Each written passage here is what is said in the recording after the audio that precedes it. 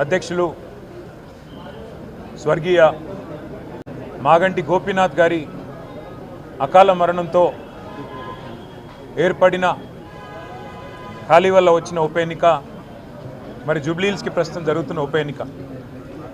గోపీనాథ్ గారు 3 సార్లు శాసనసభ్యుడిగా జూబ్లీహిల్స్ నియోజకవర్గంలోని పేదలకి, జూబ్లీహిల్స్ నియోజకవర్గంలోని ప్రతి వర్గానికి విశేషమైన సేవలు అందించిన నాయకుడు.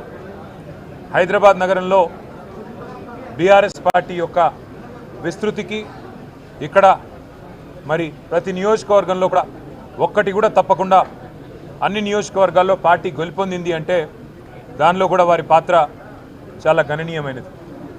ఇవాళ మా కుటుంబంలో, మా బీఆర్ఎస్ కుటుంబంలో ఒకడైన గోపీనాథ్ గారి మరణంతో ఆ కుటుంబం బాధపడుతుంటే ఆ కుటుంబానికి ధైర్యంగా అండగా నిలబడాలనే ఉద్దేశంతో పెద్దలు మా పార్టీ అధ్యక్షులు, తెలంగాణ తొలి ముఖ్యమంత్రి కేసీఆర్ గారు గోపీనాథ్ గారి సతీమణి శ్రీమతి మాగంటి సునీత గోపీనాథ్ గారికి మళ్ళీ టికెట్ కేటాయించి వారి గెలుపు కోసం ఇవాళ దాదాపు రాష్ట్రంలోని ముఖ్యమైన నాయకులందరినీ కూడా జూబ్లీహిల్స్లో పనిచేయాలని చెప్పి ఆదేశించడం కూడా జరిగింది.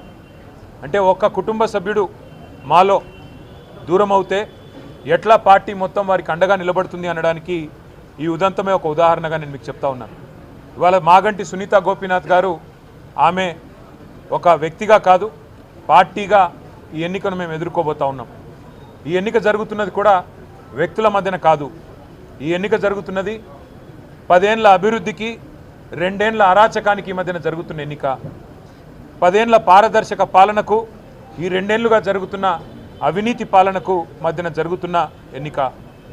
10 ఏళ్ల రైతు బంధు పాలనకు 2 ఏళ్ల రాబంధు పాలనకు మధ్యన జరుగుతున్న ఎన్నిక. ఇది వ్యక్తుల మధ్యన జరుగుతున్న ఎన్నిక కాదు. మేము జూబ్లీహిల్స్ నియోజకవర్గ ప్రజలకు కూడా మాగంటి సునీత గోపీనాథ్ గారిని గెలిపించాలని అభ్యర్థిస్తూ వారి గెలుపు వల్ల మీకు రాబోయేది ఏంటిది అంటే కాంగ్రెస్ ఇచ్చిన 6 గ్యారంటీలు మీరు జూబ్లీహిల్స్లో గట్టిగా కాంగ్రెస్ పార్టీకి దిమ్మ తిరిగే విధంగా మీరు తీర్పునిస్తే తప్పకుండా రాష్ట్రం మొత్తంలో కూడా పేదలకి న్యాయం జరుగుతుంది, పేదలకు లాభం జరుగుతుంది. 1,67,00,000 మంది ఆడబిడ్డలు ఎదురు చూస్తూ ఉన్నారు ఈ ఆడబిడ్డ గెలుపు కోసం. ఆ 1,67,00,000 మంది ఆడబిడ్డలు నెలకు 2,500 రూపాయలు ఏదైతే 100 రోజుల్లో ఇస్తామని చెప్పారో 2 ఏళ్లు గడిచినా ఇవ్వకపోతే వారందరూ కూడా అసహనంతో ఉన్నారు, కోపంతో ఉన్నారు. ఈ ఆడబిడ్డ గెలుపుతో తప్పకుండా మాకు నెలకు 2,500 వస్తాయని చెప్పి వారందరూ ఆశిస్తూ ఉన్నారు.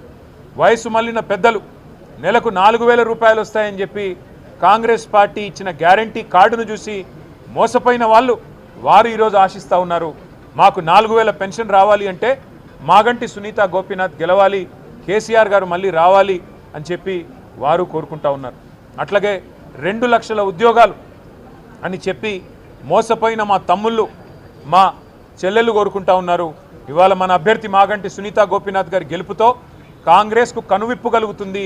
కాంగ్రెస్కు చెంపపెట్టు లాంటి తీర్పునిస్తేనే ఆ 2 లక్షల ఉద్యోగాలు మాకు వస్తాయని చెప్పి మా తమ్ముళ్ళు, చెల్లెళ్ళు భావిస్తూ ఉన్నారు. ఆటో అన్నలు తిరగబడుతున్నారు. మాకు సంక్షేమ బోర్డు అన్నారు, నెలకు 1000 రూపాయలు అన్నారు, మా కడుపు మీద కొట్టారు ఈ కాంగ్రెస్ వాళ్ళని చెప్పి ఇవాళ ఆటో అన్నలు ప్రార్థిస్తున్నారు. మాగంటి సునీత గోపీనాథ్ గెలవాలి, కేసీఆర్ రావాలి, మళ్ళీ మా ఆటో కార్మికులకు మంచి రోజులు రావాలని వారు బాధపడతా ఉన్నారు. ఇవాళ హైడ్రా అరాచకంతో హడలిపోతున్న హైదరాబాద్ బస్తీ వాసులు, బాధపడుతున్న వాళ్ళు, ఎప్పుడు వచ్చి రేవంత్ రెడ్డి బుల్డోజర్ శనివారం ఆదివారం వచ్చి ఇల్లు కూలగొడుతుందో అనే భయంతో బిక్కుబిక్కుమంటున్న పేదలు వామ్మో హైడ్రా అంటూ, వామ్మో కాంగ్రెస్ అంటూ ఇవాళ మళ్ళీ మాగంటి సునీత గోపీనాథ్ గెలవాలి, గెలిస్తేనే ఈ ప్రభుత్వానికి బుద్ధి వస్తుంది, ఈ అరాచకం ఆగుతుంది అని వాళ్ళు కూడా కోరుకుంటా ఉన్నారు.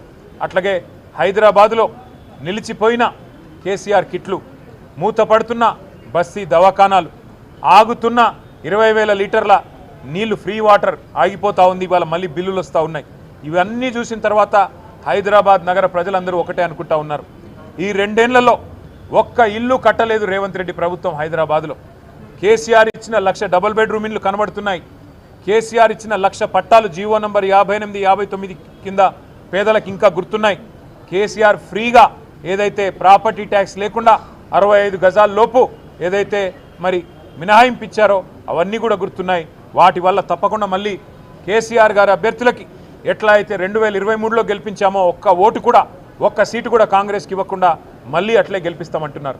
దోకా తిన్న మా మైనారిటీ అన్నదమ్ములు ఎవరైతే ఇవాళ మా ఎమ్మెల్యే లేడు, మాకు ఎమ్మెల్సీ లేడు, మాకు ఒక మంత్రి లేడు ఈ ప్రభుత్వంలో, మా గొంతు లేదు ఈ ప్రభుత్వంలో అని బాధపడుతున్నారో వారు తయారుగా ఉన్నారు.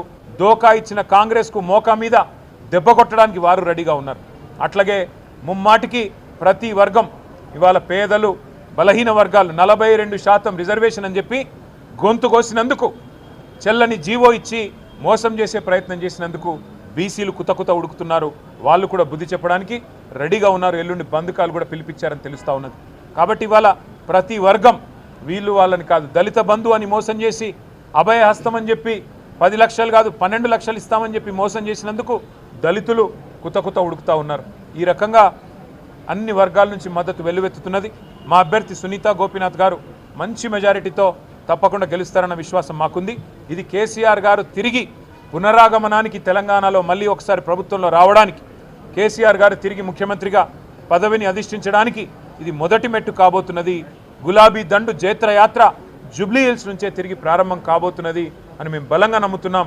తప్పకుండా ప్రజల దీవెనలు మా అభ్యర్థి సునీత గారికి ఉండాలని చెప్పి పార్టీ సమిష్టిగా వారి గెలుపు కోసం పనిచేస్తుందని చెప్పి కూడా, అట్లాగే మీడియా మిత్రులకు కూడా దయచేసి మీ ఆశీర్వాదం కూడా మా అభ్యర్థికి ఉండాలని చెప్పి కూడా అభ్యర్థిస్తూ, మరి వారి గెలుపు కోసం శ్రమిస్తున్న ప్రతి ఒక్కరికి కూడా పేరు పేరున ధన్యవాదాలు తెలియజేస్తూ, జూబ్లీ హిల్స్ నవంబర్ 11 నాడు కారు గుర్తు మీద ఓటు వేసి మాగంటి సునీతా గోపీనాథ్ గారిని గెలిపించాలని మళ్ళీ ఒకసారి కోరుతూ మీ అందరికీ నమస్కారం. ఇప్పుడు మేము